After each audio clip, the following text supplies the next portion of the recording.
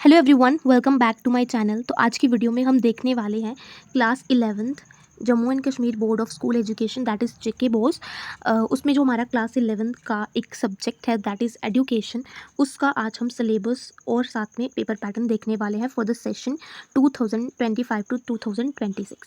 Okay, तो जो भी स्टूडेंट्स अभी क्लास 11th में है, चाहे वो हार्ड जोन में है चाहे वो सॉफ्ट जोन में है, ठीक है, चाहे वो हार्ड जोन में आते हों चाहे वो सॉफ्ट जोन में आते हो, उन दोनों तरह के स्टूडेंट्स जो हैं उनके लिए ये सिलेबस रहेगा, आप लोगों के लिए कॉमन सिलेबस रहेगा। और जैसे कि आप सबको पता है कि हमारे जो हार्ड जोन के स्टूडेंट्स हैं उनके जो एग्ज़ाम्स हैं वो ऐसा बोला जा रहा है कि नवंबर टू दिसंबर में होंगे। अक्टूबर में भी कुछ लोग बोल रहे हैं। और ऐसा अपडेट जो है वो जेके बोस ने ही निकाला था। तो आप लोगों को इस एजुकेशन सब्जेक्ट अगर आपके पास है तो उसकी टेंशन लेने की ज़रूरत बिल्कुल भी नहीं है। पहले मैंने इस चैनल पे 2 वीडियोस डाली थी जो कि मैंने ऐसे एज अ डेमो डाली थी, बट नाउ अभी मैंने सोचा है कि मैं डिटेल्ड एक्सप्लेनेशन वाली वीडियोस डालूँ बिकॉज ताकि आप लोगों को भी अच्छे से क्लैरिटी हो। तो वो हम स्टार्ट करने वाले हैं, तो ये वीडियो आपको मिलेगा एंड उसके बाद हम अपने लेक्चर स्टार्ट करेंगे। तो आप लोग इस चैनल से जुड़ सकते हो। I will complete your syllabus till October. और इसमें ज़्यादा सिलेबस भी नहीं है, ओनली 10 चैप्टर्स हैं एंड चैप्टर्स भी ज़्यादा लॉन्ग नहीं है, मीडियम ही है और चैप्टर ठीक ठाक है। तो चलो स्टार्ट करते हैं सिलेबस देखना। सबसे पहले यहाँ पे मैं बता देती हूँ मॉडल, यहाँ पे थोड़ा ब्लर ब्लर दिख रहा होगा, यू कैन सी, बट ये जो है ये Jammu and Kashmir board of school education that is JK BOSE की साइड से ही लिया गया पीडीएफ है और ये इस तरीके का ही है, ज़्यादा क्लियर नहीं है, ठीक है। तो आप थोड़ा इसको मैनेज कर लेना। तो मैक्सिमम मार्क्स यानी कि आपका जो पेपर होगा वो 100 मार्क्स का होगा। जैसे कि आपको पता है आपके कुछ सब्जेक्ट्स के अंदर आपकी इंटरनल असेसमेंट भी होती हैं, प्रैक्टिकल्स होते हैं, बट इसमें आपका किसी तरह की कोई इंटरनल असेसमेंट नहीं होगी। इसमें आपका जो एग्ज़ाम होगा वो 100 मार्क्स का आएगा, ओके। और आपको टाइम जो मिलेगा वो 3 घंटे का मिलेगा। उसके बाद यहाँ पे कुछ ऑब्जेक्टिव दिए गए हैं कि जब आप ये सब्जेक्ट पढ़ रहे होंगे, आप सिलेबस पढ़ रहे होंगे, तो आपको किन किन चीज़ों का ध्यान रखना है, या फिर हम लोग अपना सिलेबस डिस्कस कर लेते हैं। तो इसमें मैंने जैसे आपको बताया 10 यूनिट्स हैं और हर एक यूनिट 10 मार्क्स का है, यानी कि 100 मार्क्स का पेपर आएगा। तो आप लोगों को मैं बता दूं, पहले यूनिट का नाम है meaning and concept of education, और आप लोग इसके जो टॉपिक्स है वो देख सकते हो। बिकॉज अगर मैं इसके टॉपिक्स बोलूँगी कि ये टॉपिक्स है तो बहुत लंबी वीडियो हो जाएगी, तो आप इसके टॉपिक्स देख सकते हो। इसका जो मैं आपको ना स्क्रीनशॉट लेके आपको मैं जो हमारी कम्युनिटी पोस्ट होती है, कम्युनिटी पे पोस्ट, उस पर आई विल अपलोड द जो भी यहाँ पे इसके सिलेबस की स्क्रीनशॉट्स हैं वो वहाँ पे मैं अपलोड कर दूँगी। आप लोग वहाँ से स्क्रीनशॉट लेके या फिर आप इसके पीडीएफ डाउनलोड कर लेना साइट से। मैं आपको जो लिंक है वो प्रोवाइड कर दूँगी डिस्क्रिप्शन में, वहाँ से आप डाउनलोड कर सकते हो पीडीएफ को, और फिर आप इसके स्क्रीनशॉट लेके एक पीडीएफ बना लेना। सिर्फ जो सब्जेक्ट्स का आपको सिलेबस चाहिए और प्रिंट आउट निकलवा लेना, ठीक है। उसके बाद या तो आप इसको नोट डाउन भी कर सकते हो। नेक्स्ट जो चैप्टर है उसका नाम है अंडरस्टैंडिंग एम्स ऑफ एजुकेशन, और ये चैप्टर भी ये यूनिट पे 10 मार्क्स का है। उसके बाद थर्ड यूनिट है अंडरस्टैंडिंग एजेंसीज ऑफ एजुकेशन, और this is also of 10 marks. Then we have the fourth unit that is organisation and structure of education in India. Then we have fifth unit universalisation of elementary education. Then we have educational psychology, ठीक है।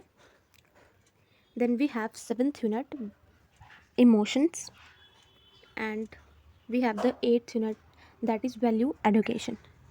Okay, so our ninth unit is elementary statistics, ठीक है। ये unit थोड़ा mathematically, जो आपने statistics पढ़ी होती है 10th तक, 11th में भी है और 12th में भी है, मीन मोड मीडियन फ्रिक्वेंसी, थोड़ा थोड़ा उसके जैसा होगा। जैसे इसमें आप देख सकते हो टॉपिक्स हैं, बट ये अलग है थोड़ा उससे। पहले वाला जो आपने पढ़ा होता था 10th में बेसिक था, ये कुछ इसमें कुछ अलग तरीके की चीज़ें हैं, लाइक है तो वही है बट फॉर्मूलेज वगैरह अलग अलग होंगे, ठीक है।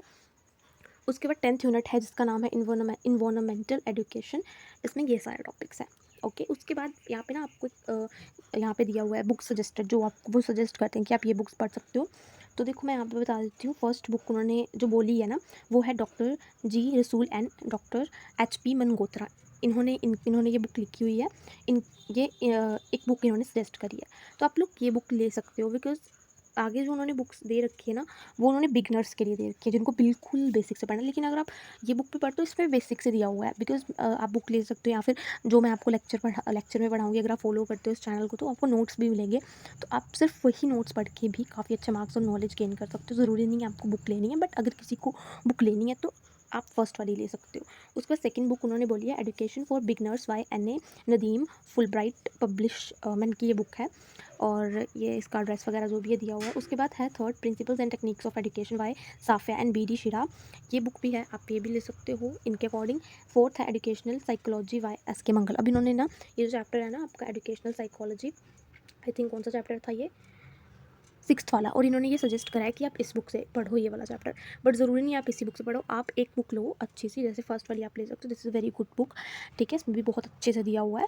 ओके, तो अगर आप लेक्चर्स को फॉलो कर रहे हो, साथ में बुक से पढ़ रहे हो, आप नोट्स अगर यूज़ कर रहे हो, तो इट इज़ आपके लिए ना बिल्कुल डिफिकल्ट नहीं होगा ये चैप्टर, बिकॉज इसमें कभी कभी देखो, जब हम एक न्यू चैप्टर पढ़ते हैं ना, जैसे education is not a new chapter, ये हमने काफ़ी सारी जो हम चीज़ें सीखते हैं उसके अकॉर्डिंग है, बट इसमें बहुत सारी जब हम कोई भी न्यू सब्जेक्ट सीखते हैं तो पढ़ते हैं, तो उसमें कुछ ना कुछ न्यू टर्म्स होती हैं, जैसे पॉलिटिकल साइंस में काफ़ी न्यू टर्म्स होती हैं ना, बहुत सारी टर्म्स होती हैं, तो वो हमारे लिए समझना डिफ़िकल्ट हो जाता है। तो जब हम लेक्चर्स देखते हैं तो लेक्चर में वो प्रॉपर तरीके से समझाया होता है। लेक्चर में जो छोटे छोटे टर्म्स होते हैं, आई विल डेफिनेटली मैं आप लोगों से प्रॉमिस कर सकती हूँ कि अगर आप लेक्चर्स को देखोगे ना तो आपको बहुत अच्छे से चीज़ें समझ आएंगी, because I will explain each and everything in very detail वे, ठीक है। जो छोटे छोटे जो टर्म्स, हर एक वर्ड मीनिंग, चाहे वो वर्ड मीनिंग ईजी हो टफ हो, I will explain you in a very easy way. Okay, next है और डिटेल में जो मैंने पहले 2 डेमोस अपलोड करे थे, that was not in a detail वे, वो मैंने ऐसे देखने के लिए अपलोड करे थे कि आप कितने स्टूडेंट्स हैं जो कि एजुकेशन पढ़ना चाहते हैं, बिकॉज आप अगर देखोगे तो यूट्यूब पे आपको बहुत कम लेक्चर्स मिलेंगे, 1-2 चैप्टर के मिल जाएंगे, वो भी पहले बहुत पहले के किसी ने अपलोड करे हुए होंगे। बट अभी के टाइम पे जो जेके बोस का कंटेंट है हमारे बोर्ड का, Jammu and Kashmir board of school education का, वो बहुत कम अपलोड है यूट्यूब पे, ठीक है। और वो भी है तो है, लेकिन है कुछ जगहों पे है, बट सभी सब्जेक्ट्स का नहीं है, तो ये सब्जेक्ट का मुझे नहीं दिखा, इसलिए आई थिंक ये काफ़ी स्टूडेंट्स का डिमांड होगा कि उनको लेक्चर्स मिलें। कुछ स्टूडेंट्स पढ़ लेते हैं खुद से, लेकिन कुछ स्टूडेंट्स बहुत वीक होते हैं, उनको चाहिए कि उनको कोई लेक्चर्स वगैरह मिल जाएँ तो वो अच्छे से पढ़ पाएँ, ठीक है। तो आप लोग इस चैनल पर रिलाई कर सकते हो। I will definitely promise you that I will explain each and everything in a detail से, और आपको काफ़ी अच्छे से समझ आएगी। नेक्स्ट यहाँ पे अगर हम देखें तो this is a scheme of assessment, that is your paper pattern, कि पेपर पैटर्न किस तरीके से होगा, ठीक है। जो आपको पेपर मिलेगा उसमें किस तरीके के क्वेश्चन आएंगे, लॉन्ग कितने आएंगे, शॉर्ट कितने आएंगे, पैसेज बेस्ड कितने आएंगे, और कितने कितने मार्क्स के आएंगे।